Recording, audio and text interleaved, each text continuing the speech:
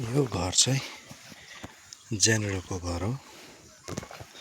एकदमै राम्रो भ्यू एरियामा छ। जमिन चाहिँ तपाईँको जमिन पनि निकै छ। यो खन्युको रुखदेखिको यहाँदेखिको यो बारेको उतादेखिको यो डल्लै हो।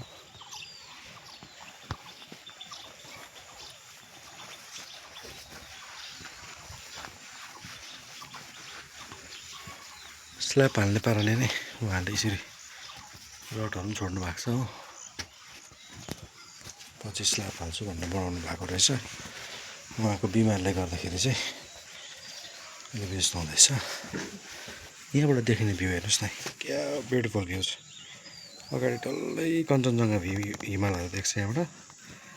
आज अलिकति यो हुसे लागेर चाहिँ यस्तो भइरहेको छ। यहाँ मुनि रोड छ, यहाँ मुनि एउटा प्राइमेरी स्कुल, हेल्थ सेन्टर पनि नजिकै छ। होमस्टेहरू धेरै नै छ, यो डल्लै होमस्टे हो। यहाँ देख्नुभएको तपाईँको यो डल्लै यो होमस्टे हो है। यहाँ देखिरहनु भएको छ, यो सबै होमस्टे नै मात्र छ यो एरियामा। अन्त यहाँ टुरिज्मको लागि पनि एकदमै राम्रो प्लेस छ है। तपाईँले हेर्नुहुन्छ यो घर हो।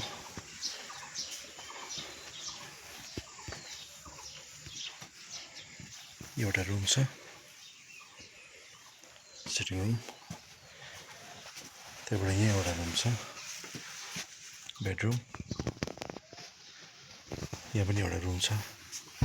आज लाइट नभएर अलिकति गइरहेको छ। यहाँ पनि अर्को रुम छ। 4टा रुम यता भयो। अन्त यो लामो प्यासेज, यहाँबाट ब्युटिफुल भ्यू। अगाडि कञ्चनजङ्घा, तल मल्लीहरू सबै यहाँ यो देख्नुभएको मल्लीहरू हो। टिस्टा मल्ली, टिस्टा स्कुल, यो देख्नुभएको टिस्टा स्कुल है। अन्त यो डल्लै भ्यू 360 भ्यू चाहिँ तपाईँले यहाँबाट पाउनुहुन्छ। डल्लै क्लिन छ। तपाईँको यहाँ चाहिँ किचन हो। यो किचन। अन्त यता गयो भने तपाईँको यहाँ टोइलेट बाथरुम छ।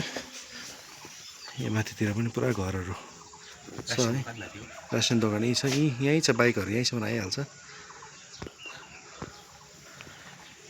यो टोइलेट भयो है। एउटा अलिकति जमिन छ यहाँ हेर्नुहोस् ल। योहरू सबै पर्छ जमिन हो। यो डल्लै यो माथिहरू डल्लै पर्छ। योहरू डल्लै पर्छ। हजुर हुन्छ। यहाँ माथिहरू पर्छ है। योहरू सबै पर्छ। यहाँ एउटा खटेरो पनि छ सानोबाट आगो दाउराहरू फुक्ने। यहाँनिर चुलाहरू हो, कुखुरा सुखुरा पाल्नु, कटरहरू सबै रेडी छ यहाँनिर।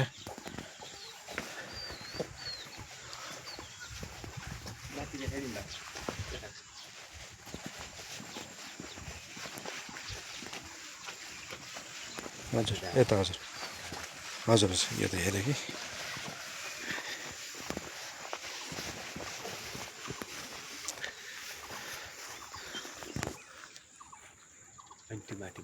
ए हजुर हुन्छ हुन्छ, त्यो अर्को प्लेसबाट खिच्छु नि म।